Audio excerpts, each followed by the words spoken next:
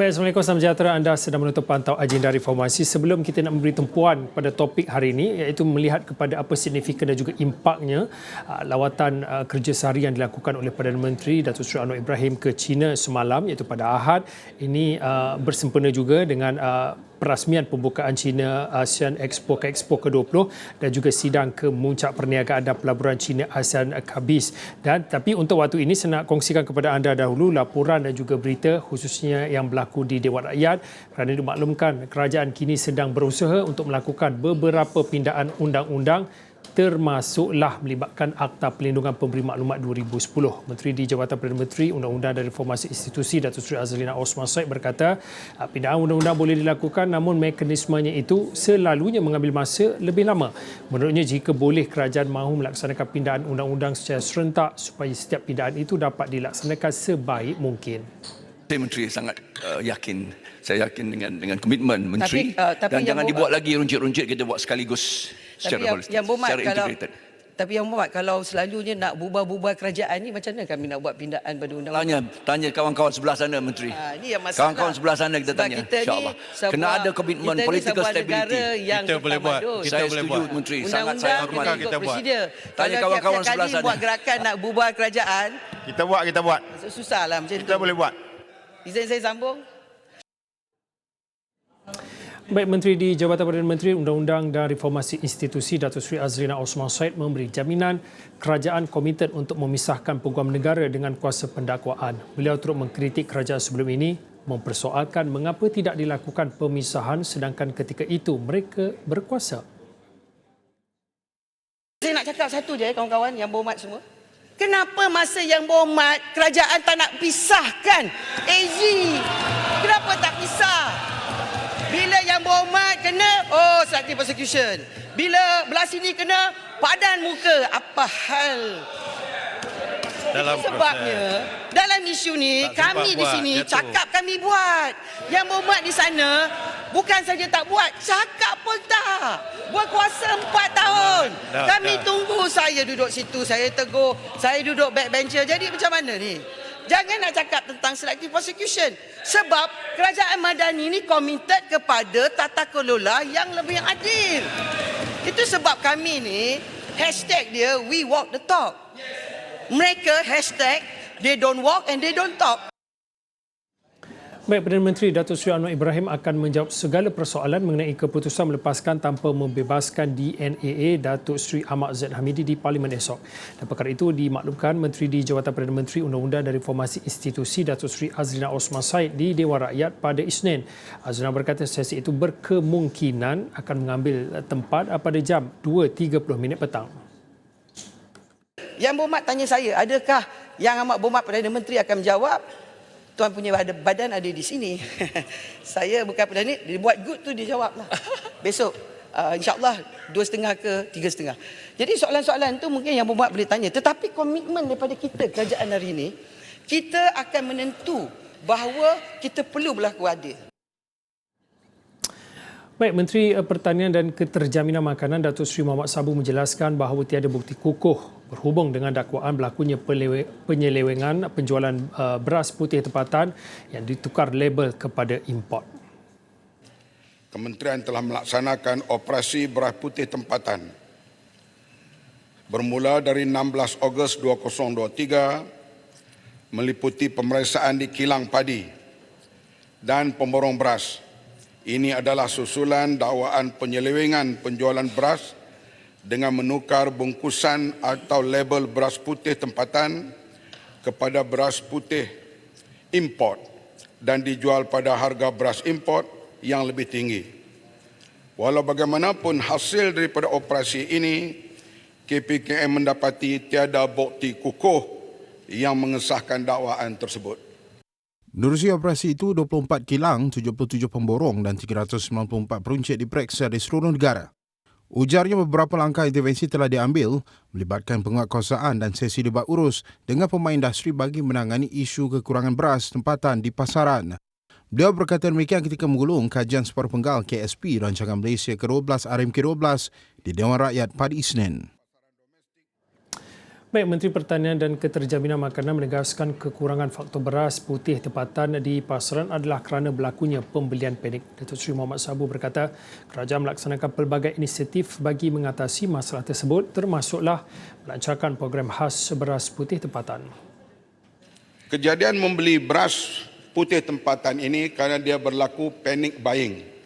Bila harga import meningkat, harga beras import meningkat, sebelum ini beras tempatan tidak dipedulikan sangat, termasuk oleh para peniaga. Tetapi bila harga beras import naik, mereka mencari beras tempatan.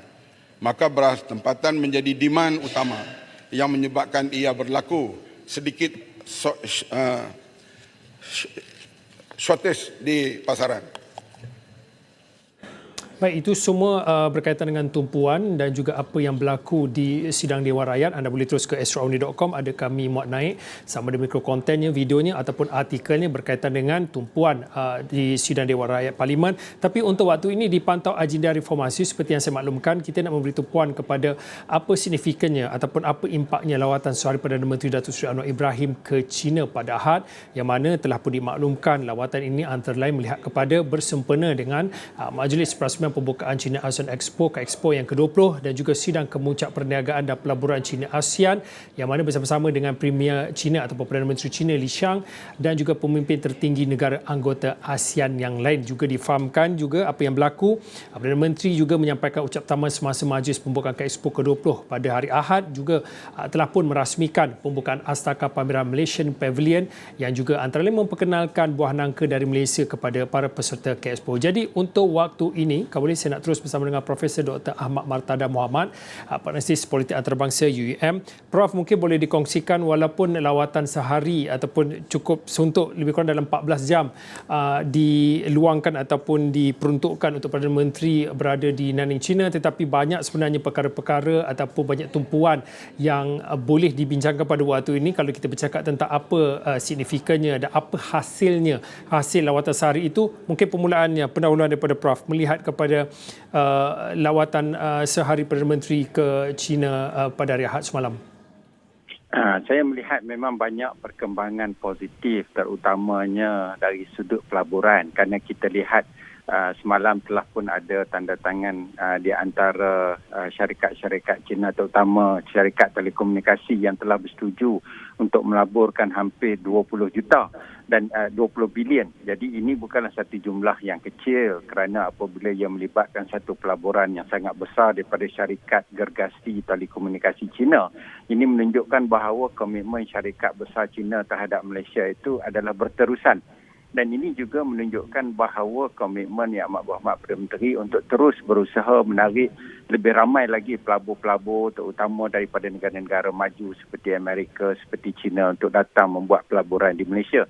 Jadi bagi saya, walaupun hanya beberapa jam sahaja Perdana Menteri berada di sana, tapi alhamdulillah kita dapati bahawa hasil daripada perjanjian-perjanjian, mungkin bukan sahaja saya melihat bahawa kerjasama itu berlaku di antara Malaysia dan juga China. Bahkan kalau kita lihat dalam konteks Expo ASEAN dan China ini, mungkin juga negara-negara ASEAN sesama ASEAN boleh berbincang bagaimana mereka dapat bekerjasama untuk memastikan bahawa apa juga bentuk pelaburan yang mungkin misalnya sangat diperlukan di sebuah negara itu dapat dilakukan secara lebih strategik. Jadi negara-negara ASEAN tidak perlulah untuk bersaing di antara satu sama lain untuk membawa pelabur-pelabur besar daripada China. Bahkan mungkin dengan kerjasama sebegini, maka setiap negara ASEAN boleh berbincang dan melihat di manakah potensi sebenar negara-negara ASEAN, seperti mana apabila Malaysia memperkenalkan buah nangka di negara China. Mungkin ini merupakan satu kelebihan yang ada di dalam negara kita bagi memastikan bahawa apa juga potensi yang ada negara kita dapat kita pasarkan dengan lebih meluas di negara China dan tanpa melakukan persaingan-persaingan dengan negara-negara ASEAN yang lain misalnya. Jadi sudah tentulah bagi saya, yang pertama pelaburan yang sangat besar melalui perjanjian yang telah ditandatangani. Yang kedua, mungkin kerjasama strategik di antara negara ASEAN dengan negara China, terutama melihat apakah potensi-potensi perdagangan dan pelaburan serta perniagaan yang boleh dilakukan di antara negara ASEAN dan negara China tanpa mengadakan persaingan di antara satu dengan yang lain sehingga mungkin mengakibatkan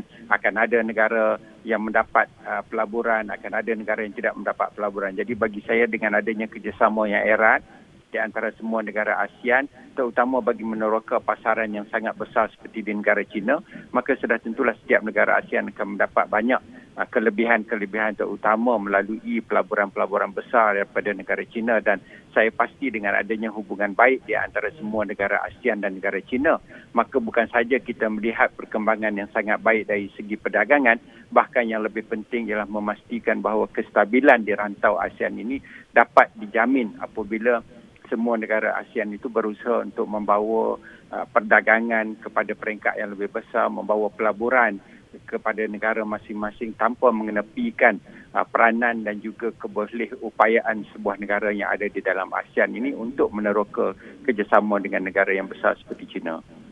Okey. Prof, mungkin saya nak tanyakan pada waktu selain daripada kita melihat kepada nilai pelaburan dan juga perdagangan antara Malaysia dan juga China, kita nak juga melihat kepada bagaimana kita nak memahami hubungan istimewa yang ada antara Malaysia dan juga China, antara ASEAN dan juga China itu sendiri. Kerana sebelum ini ataupun baru-baru ini di pentas, misalnya di pentas ASEAN Summit, baik pengerusi ataupun Presiden Indonesia ataupun Perdana Menteri Datuk Seri Anwar Ibrahim juga mengatakan kepercayaan ataupun trust itu adalah penting untuk mengekalkan keharmonian dan juga hubungan yang ada antara ASEAN dan juga China. Begitu jugalah dengan Malaysia. Mungkin boleh dikongsikan hubungan istimewa untuk khususnya untuk Malaysia dan juga China ni, kerana kalau melihat kepada tahun 2024 akan memasuki hubungan diplomatik 50 tahun. Jadi mungkin pada waktu ini boleh dikongsikan keistimewaan yang ada dan bagaimana ia boleh diharmonikan lagi hubungan dua hala antara Malaysia dan juga China ini. Kalau kita melihat kepada sejarah negara kita sendiri bahawa perdagangan di antara tanah Melayu sebelum ini dengan negara China memang telah lama berlaku, dan apabila Malaysia berjaya dibentuk, kita juga melihat bahawa usaha pemimpin negara untuk mengadakan lawatan ke China telah diteruskan. Dan kita melihat bahawa usaha dan komitmen pemimpin-pemimpin negara untuk berusaha menjadikan China sebagai salah sebuah destinasi perdagangan yang sangat penting, kita melihat bahawa banyak kelebihan-kelebihan yang kita ada. Kerana dengan adanya hubungan baik yang telah lama terjalin, jadi sudah tentulah faktor trust ini sangat penting. Kerana kalau kita melihat bahawa apabila kita ingin melakukan perdagangan dengan negara-negara yang mungkin lebih percaya kepada kita, maka sudah tentulah mudah urusan perdagangan dan kerjasama dua hala itu dapat dilaksanakan. Tetapi apabila mungkin kita tidak mempunyai hubungan diplomasi yang sangat baik dengan negara-negara yang mempunyai kepentingan yang sangat besar di dunia seperti negara China, Amerika, maka sudah tentulah negara tersebut tidak akan datang kepada negara kita, kerana kita melihat bahawa China mempunyai banyak peluang-peluang untuk meneroka pasaran-pasaran lain juga di ASEAN ini. Kita melihat bahawa kadang-kala pelaburan China itu sangat besar di negara seperti Vietnam, seperti Laos, seperti Kemboja, Indonesia dan sebagainya. Jadi sudah tentulah dengan adanya hubungan baik, maka China tidak akan membelakangkan Malaysia apabila mereka cuba untuk membawa pelabur-pelabur daripada negara China kepada negara kita. Jadi ini faktor yang sangat penting. Hubungan yang sangat baik akan memudahkan hubungan diplomasi dan dalam masa yang sama memastikan juga hubungan perdagangan itu dapat ditingkatkan lagi. Dan kita mempunyai banyak sumber-sumber yang boleh kita pasarkan di negara China, dan negara China juga sangat memerlukan barang-barang tertentu daripada negara kita. Jadi bagi saya ini sangat penting. Yang kedua, saya melihat bahawa ASEAN ini telah pun lama mempunyai hubungan yang baik dengan negara-negara luar.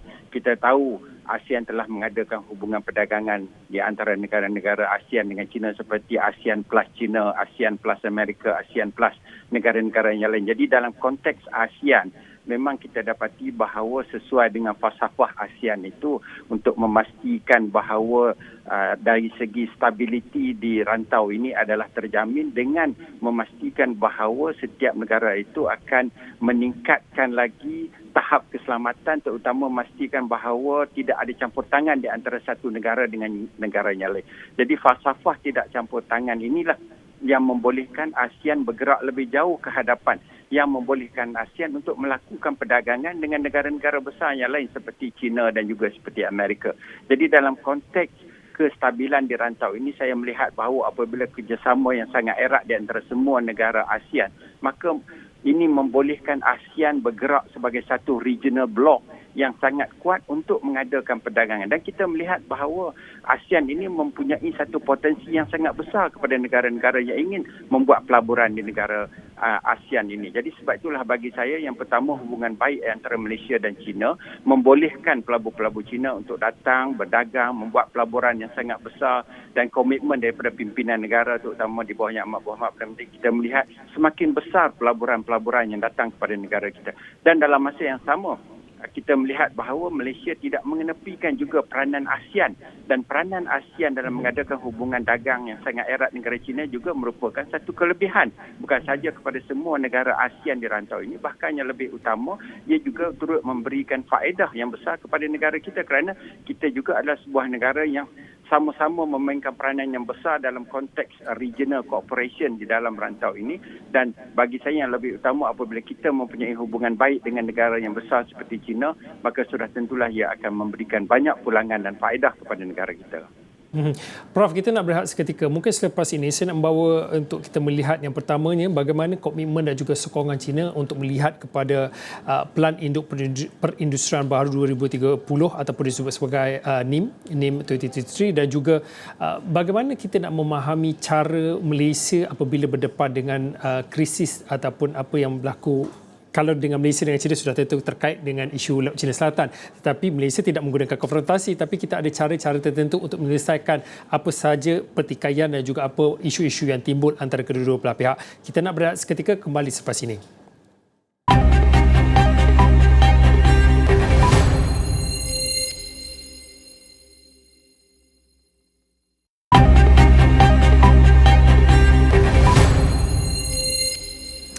Baik, kembali dalam pantauan agenda reformasi, kami masih lagi memberi tumpuan kepada diskusi untuk melihat apa signifikannya, apa hasil yang kita dapat daripada kita melihat pada lawatan sehari Perdana Menteri Datuk Seri Anwar Ibrahim ke China.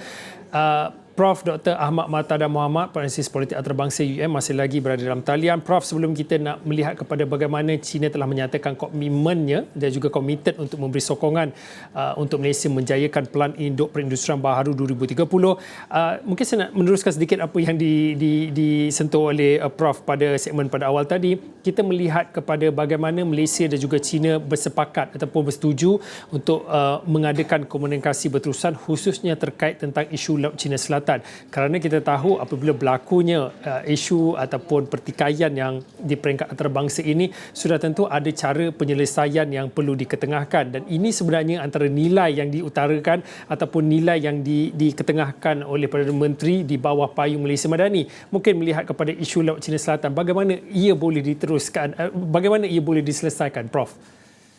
Ya, Malaysia sentiasa berpegang kepada prinsip untuk tidak berkonfrontasi dengan mana-mana negara di dunia, hatta walaupun mereka mempunyai ideologi yang berbeza. Dan sebab itu kita daripada dulu mempunyai hubungan baik dengan Korea Utara, walaupun kita tahu Korea Utara adalah negara komunis.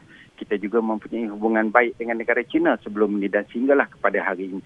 Jadi dasar tidak berkonfrontasi dengan mana-mana negara walaupun mereka ini mempunyai ideologi yang berbeza membolehkan kita menangani sesuatu isu itu melalui pendekatan diplomasi. Dan sebab itulah walaupun kita melihat bahawa krisis di Laut China Selatan apabila China telah membuat tuntutan kepada kepulauan-kepulauan tertentu yang juga sebenarnya adalah turut dimiliki oleh Malaysia dan juga turut dimiliki yang juga dituntut oleh negara-negara yang lain, tetapi kita tidak menggunakan krisis ini melalui konfrontasi. Kita menggunakan pendekatan yang lebih berhemah melalui diplomasi di mana kedua-dua pimpinan negara mengadakan perbincangan, dan kita tidak membawa isu-isu seperti yang berlaku pada hari ini di tempat-tempat yang membolehkan pertikaian ini akan berlarutan ataupun boleh menimbulkan ketidaksalahfahaman sehingga menyebabkan hubungan di antara dua negara ini akan tegang. Jadi sebab itulah berdasarkan kepada prinsip tidak berkonfrontasi inilah yang membolehkan Malaysia terus mempunyai hubungan baik dengan negara-negara besar, walaupun kita tahu bahawa China sentiasa cuba untuk melebarkan pengaruh mereka di Laut China Selatan, melebarkan pengaruh mereka di rantau ini, termasuk juga Amerika yang melihat bahawa peluang mereka jika mereka mempunyai hubungan baik dengan negara ASEAN ini sangat besar, dan dalam masa yang sama cuba mengekang penguasaan negara China di rantau ini. Dan kita melihat walaupun kedua-dua Amerika dan China ini berkonflik, tetapi ia tidak mengganggu gugat dari segi hubungan baik di antara Malaysia dan China dan Malaysia dengan Amerika.